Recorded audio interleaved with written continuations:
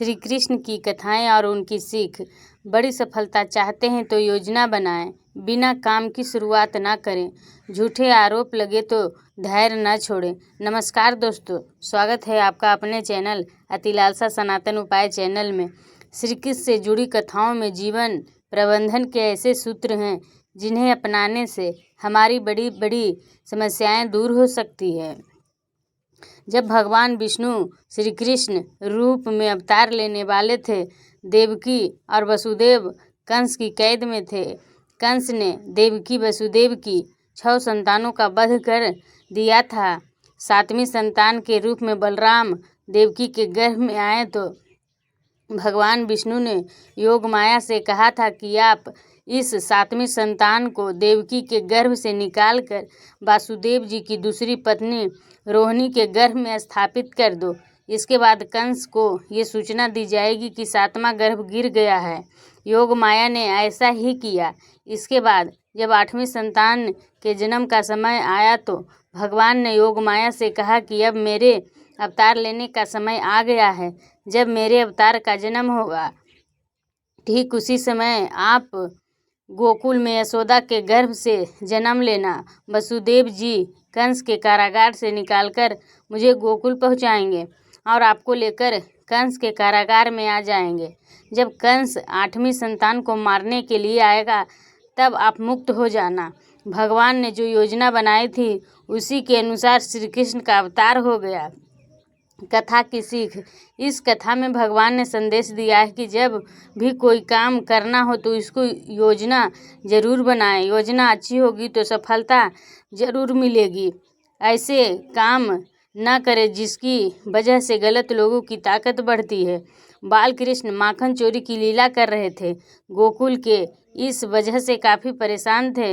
एक दिन गांव के नंद बाबा और यशोदा के पास पहुँचे और कान्हा की शिकायत करने लगे। नंद बाबा ने कृष्ण से पूछा कि तुम माखन चोरी क्यों करते हो, जबकि हमारे घर में तो बहुत माखन है।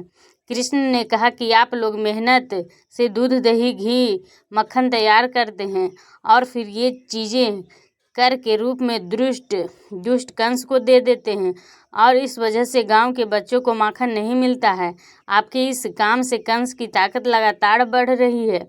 अगर आप कंस को कर देना नहीं रोकेंगे तो मैं तोड़ फोड़ करता रहूँगा ताकि ये माखन कंस के पास ना पहुँचे और गांव के बच्चों को मिल सके। कथा की सीख। इस कथा में श्री कृष्ण ने संदेश दिया है कि हमें ऐसे काम नहीं करना चाहिए जिनकी वजह से गलत लोगों की ताकत बढ़ती है। जब कोई झूठा आरोप लगे तो धैर्य न छोड़ें।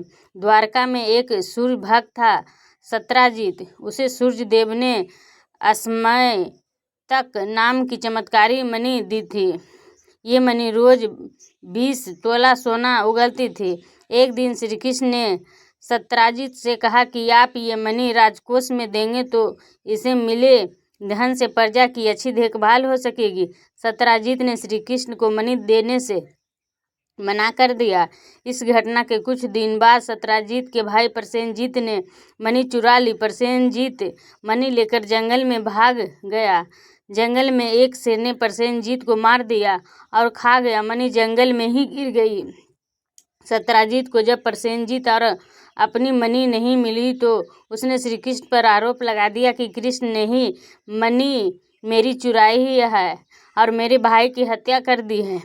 श्री कृष्ण पर चोरी और हत्या का कलंक लग गया। श्री कृष्ण ने उस समय क्रोध नहीं किया, धैर्य बनाए रखा। इस आरोप को गलत साबित करने के लिए जंगल की ओर चल दिए। जंगल में श्री कृष्ण को शेर के पैरों के निशान दिखे और निशान के पास हड्डियों का ढेर दिखा। श्री कृष्ण समझ गए कि प्रसेनजीत को शेर ने मार दिया है और मणि यहीं कहीं गिर गई है। श्री कृष्ण मणि खोजते हुए एक गुफा में पहुँचे। गुफा में जामवंत रहते थे। श्री कृष्ण ने मणि मांगी तो जामवंत नहीं दी। इसके बाद दोनों का युद्ध हुआ। युद्ध में श्री कृष्ण जीत गए। जामवंत समझ गए कि ये भगवान श्री राम के ही अवतार हैं। इसके बाद जामवंत ने मणि श्री कृष्ण को दे दिया और अपनी पुत्री जामवंती का विवाह भी भगवान के साथ कर दिया। द्वारका लौटकर श्री कृष्ण ने वह मणि जामवंत से लेकर सत्राजित को दे दी और पूरी सच्चाई बता दी। सत्राजित को अपनी गलती पर बहुत पछतावा हुआ। कथा की सीख। हमारे ऊपर जब भी झूठे आरोप लगे तो हमें धैर्य नहीं छोड़ना चाहिए, बल्कि शांति से पूरी बात समझे और आरोपों को झूठा साबित करें। कहीं भी अपने बल पर घमंड न करें और दूसरों को कमजोर न समझे। महाभारत युद्ध में अर्जुन और कर्ण आमने सामने थे। दोनों दिव्य अस्त्र शस्त्रों से लड़ रहे थे। जब जब अर्जुन के तीर के कर्ण के रथ पर लग रहे थे तो कर्ण का रथ बहुत पीछे खिसक रहा था। दूसरी ओर जब जब कर्ण तीर अर्जुन के रथ पर लगते तो उसका रथ थोड़ा सा ही पीछे घिसकता था। ये देखकर अर्जुन को घमंड हो गया कि उसके बाणों में ज़्यादा शक्ति है। अर्जुन ने ये बात श्री कृष्ण से कही तो भगवान ने कहा कि तुम्हारे बाणों से ज़्यादा शक्ति कर्ण के बाणों में है। भगवान की बात सुनकर अर्जुन ने कहा कि ये कैसे संभव है, मेरा रथ तो थोड़ा सा ही पीछे खिसक रहा है। श्री कृष्ण ने कहा कि तुम्हारे रथ में मैं स्वयं बैठा हूँ, ऊपर ध्वजा पर हनुमान जी विराजित हैं, तुम्हारे रथ के पहिए को शेषनाग ने थाम रखा है। इतना होने के बाद भी कर्ण के बाण के ये रथ पीछे खिसक रहा है, तो इसका मतलब यही है कि उसके बाणों में ज़्यादा शक्ति है। ये बात सुनकर अर्जुन को अपनी गलती का एहसास हो गया और उसका घमंड टूट गया। कथा की सीख। इस कथा में श्री कृष्ण ने अर्जुन को सीख दी कि कभी अपनी शक्ति का घमंड न करें और शत्रु को कमज़ोर न समझें। ये थी आज की जानकारी। अगर आपको ये जानकारी पसंद आई हो तो वीडियो को लाइक, शेयर और सब्सक्राइब करना ना भूलें और कमेंट बॉक्स में जय श्री कृष्ण अवश्य लिखें।